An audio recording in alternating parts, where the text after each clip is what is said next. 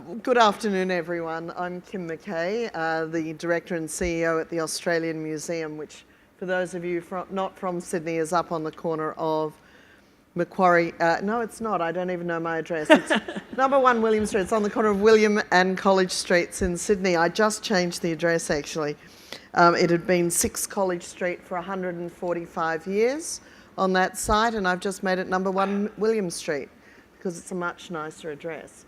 I want to start by acknowledging the traditional owners of the land on which we're gathered, and I'm sure you've heard that a few times through the conference, but they're, of course, the wonderful Gadigal people of the Eora Nation, and pay my respects to elders past and present and extend that respect to any Indigenous people in the room with us today. And it's really important for the Australian Museum to say that because we are the custodians of one of the most significant Indigenous collections in the nation. And every time I come down here to the MCA and I look out over Sydney Harbour, I just think how magical it must have been over 200 years ago before white settlement, when the first white people sailed into Sydney Harbour to settle it. But imagine how the Indigenous people must have felt on that particular day, seeing these strangely clad people on these large ships coming in. And we have a graphic at the Australian Museum, a little video that does wind back time, to show us what this amazing city would have looked like before white settlement, with little fires on headlands and just this beautiful environment. And I think we all need to take stock in that and really be grateful that we get to live in this fantastic country. Now, I think this session today, Corinne, should not be called as it is. It should really be called Show Me the Money. And I wanted to wear a headset up here and pretend I walked around my office talking to people saying, you know, give me $1 million now by lunchtime. How I wish. Those days are few and far between, as we know, but they do happen. And I'm going to tell you a little story today about a project we've been engaged in at the museum recently. So I've only been the Director and CEO there for the last 2 years of Australia's first museum. So we're 190 years old next year. And I'm also the first woman to have the role in that time. I was on the trust, on the board of the museum, and we're an unpaid board in New South Wales. The New South Wales government cottoned onto that some time ago of not paying the board members of its cultural institutions, unlike people who are on federal boards in some other states. So everyone works voluntarily there. And I must say my trustees, whose remit is not fundraising, the board of the Australian Museum is there as a corporate governance board, and it does not do fundraising as such. We have a separate foundation that does the more dedicated to the fundraising. But I must say, in the last 2 years, I've encouraged my board to hand over some cash as well, and they've done that very willingly, most of them who can afford it. So that's been a great thing, because I'm a great believer always in putting your money where your mouth is. And in fact, as the CEO of the organisation, I am also a significant donor now to the Australian Museum, because if I can't sell it passionately and truly, then I'm not going to be successful. And I use the word sell very deliberately, because whether you're negotiating a sponsorship or a philanthropic gift to your organisation, you are selling. You're selling benefits to somebody, and you're selling the all of the organisation. And you've got to do it with passion and verve and vigour. And it's that that gets people across the line. So before I started at the museum, I have had a very long history, because I'm old, in not-for-profits and also businesses, where I have had to raise a lot of money. And I started working off in sport, actually, in sailing and in surfing. Imagine being a young person in their 20s who got paid to travel the world, mostly walk barefoot, and enjoy themselves outside on surfing, the professional surfing tour, the early days of it, and international sailing events. But there I learned the art of sponsorship.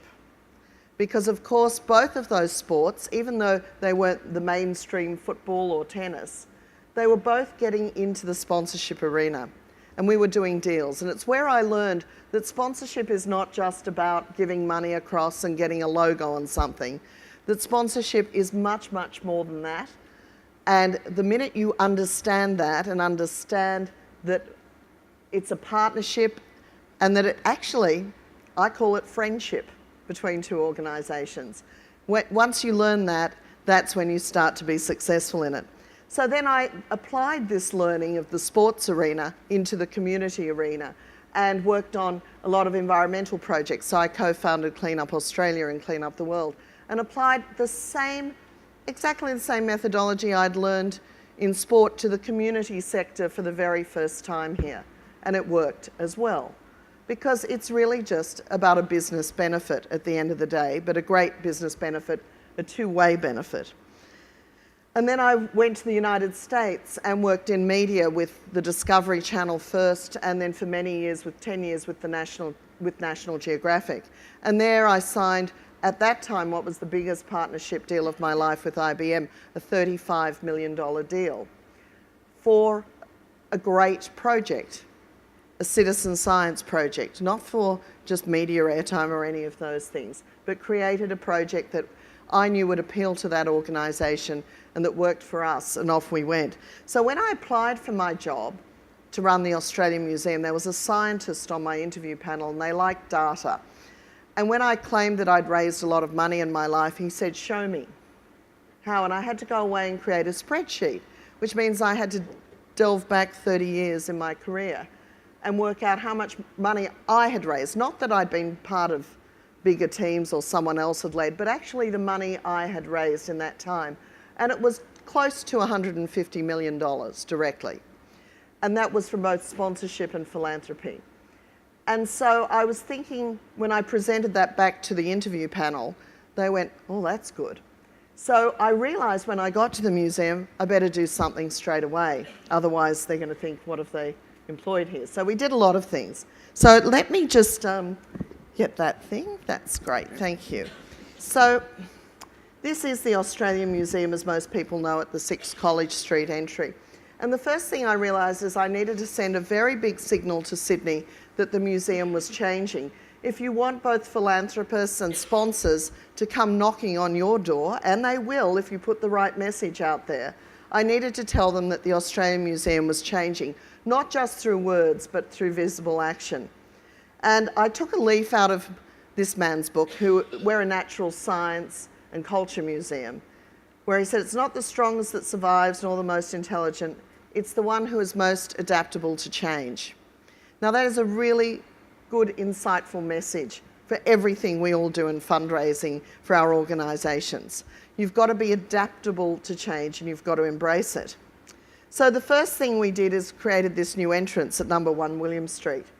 And it's very contemporary, and in fact it's called Crystal Hall, and it just won its first architectural award last week. Rachel Neeson is the designer.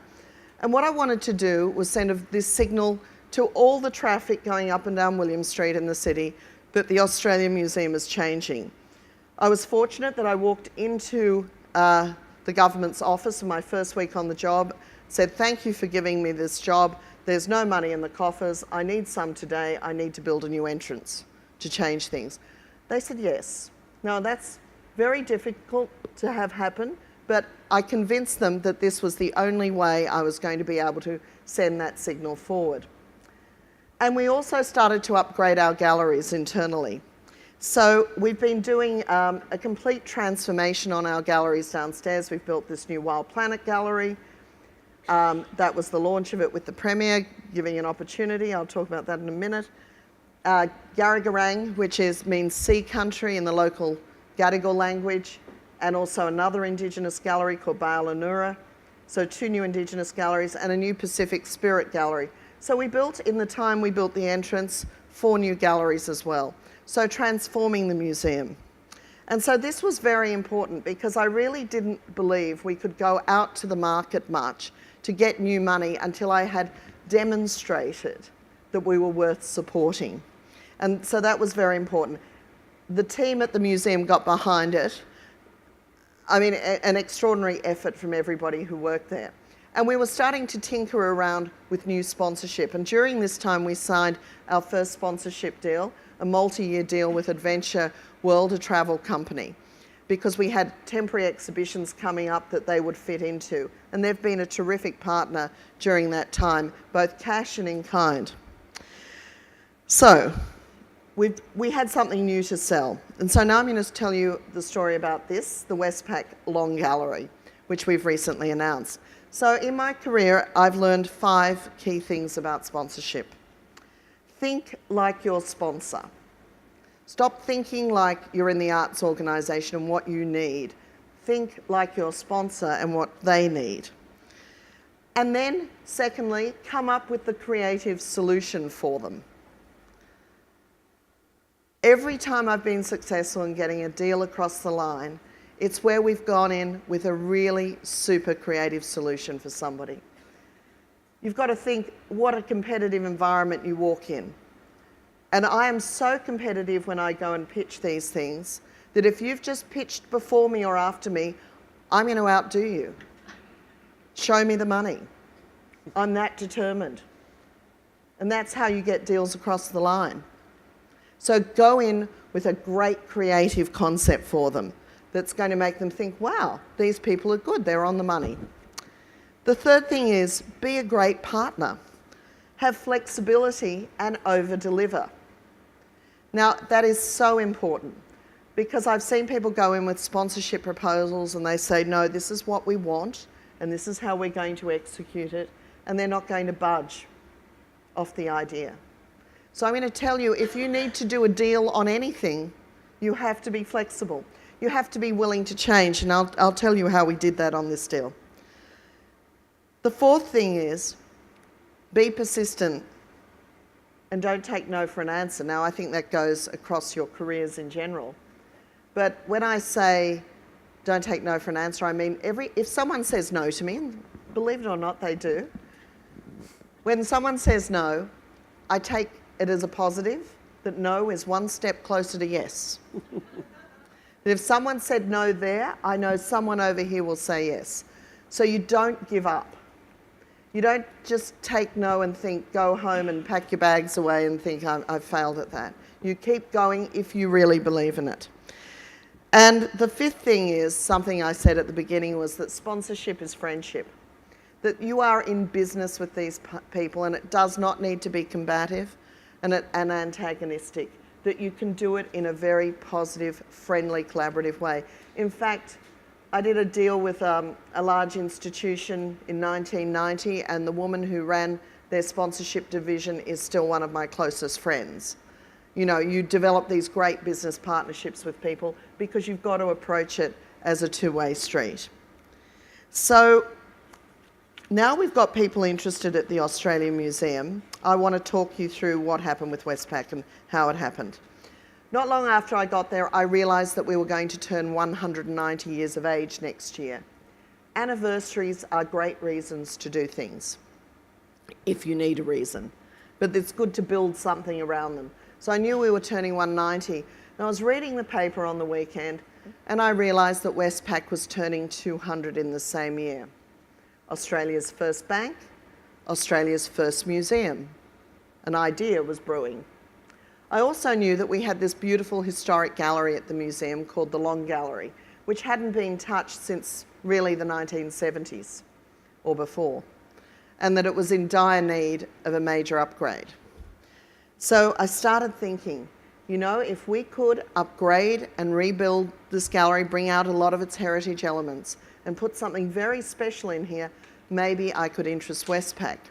But I needed an idea beyond that. I needed to think what I was going to put in there to take to them.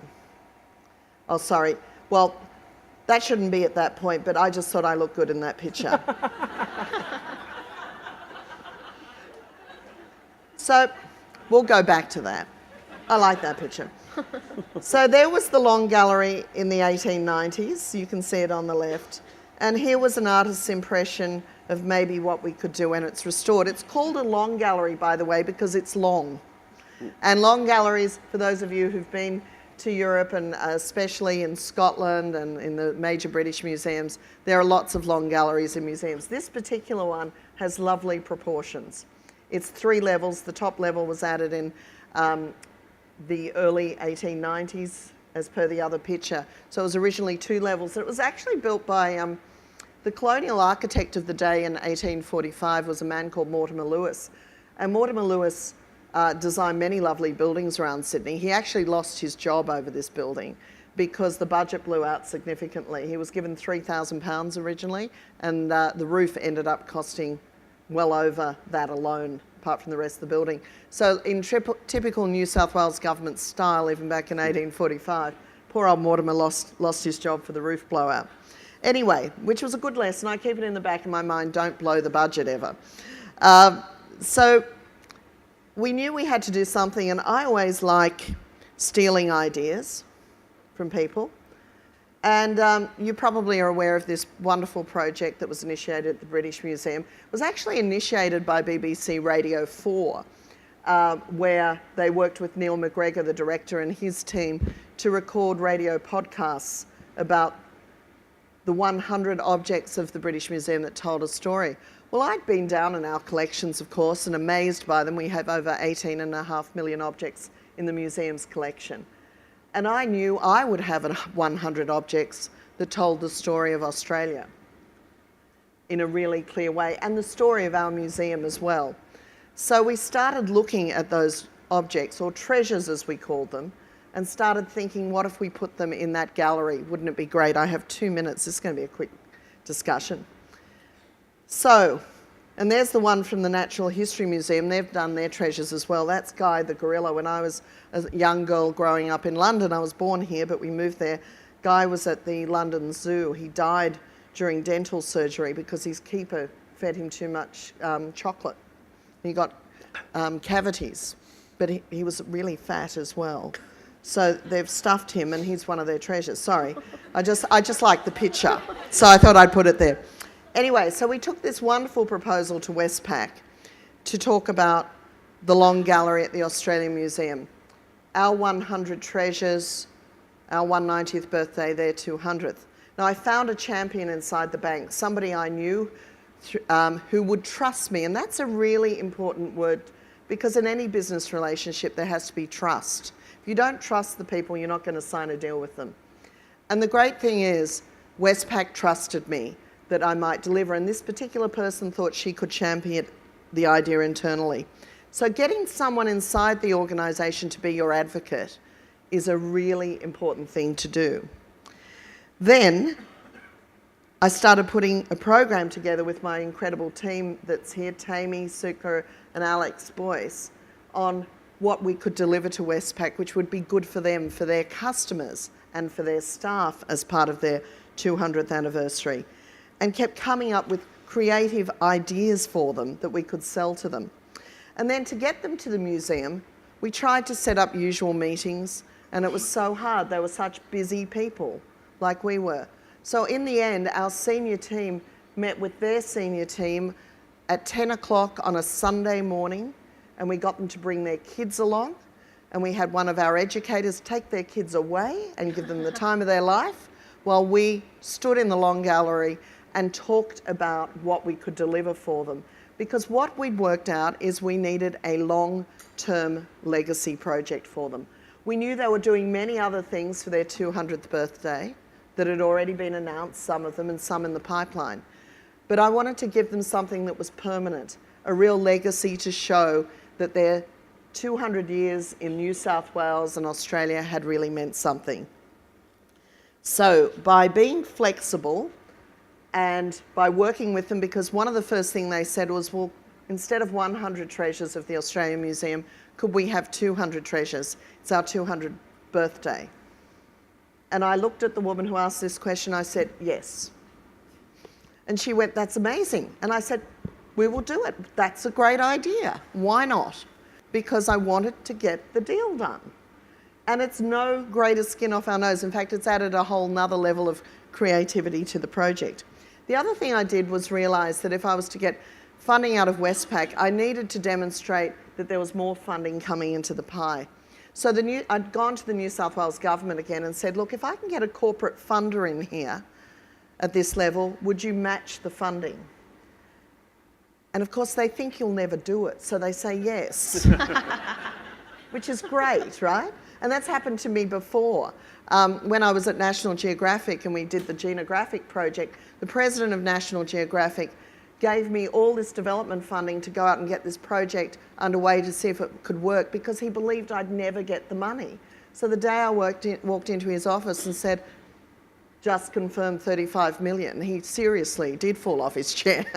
So it's great fun to have matching funding going on with the corporate sector. They see the benefit of that corporate partnership.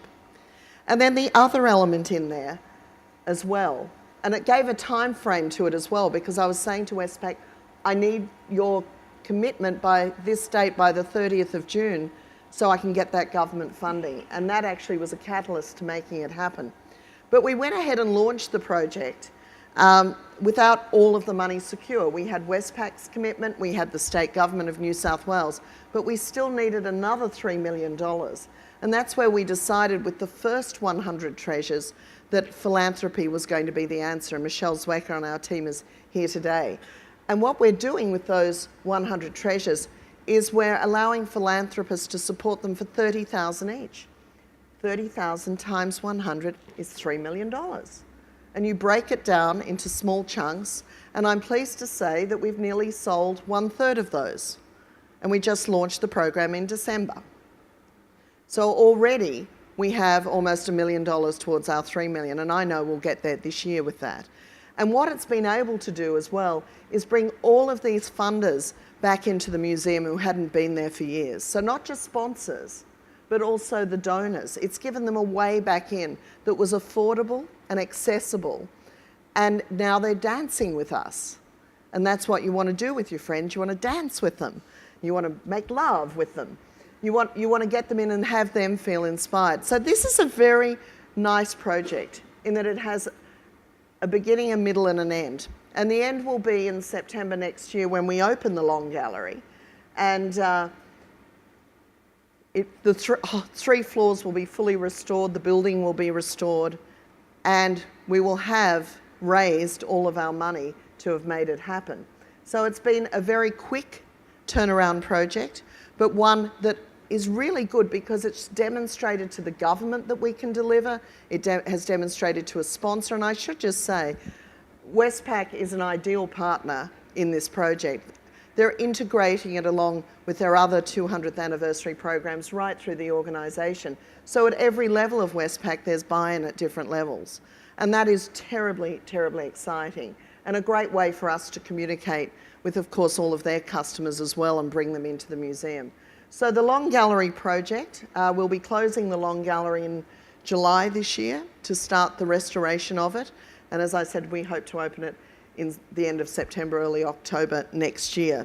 So it's been a really fun and interesting way to put a project together. And just finally, that was from the launch, you know, when I had that nice picture. By the way, Westpac gave us Australia's first banknote to go in as one of the 100 treasures.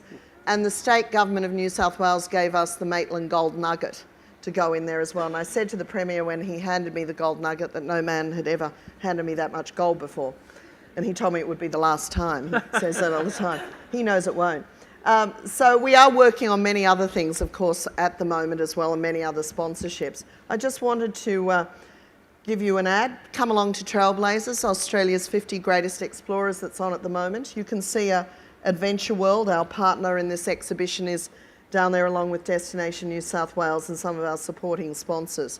But I'm a great believer that you over-deliver to your partners, no matter what happens.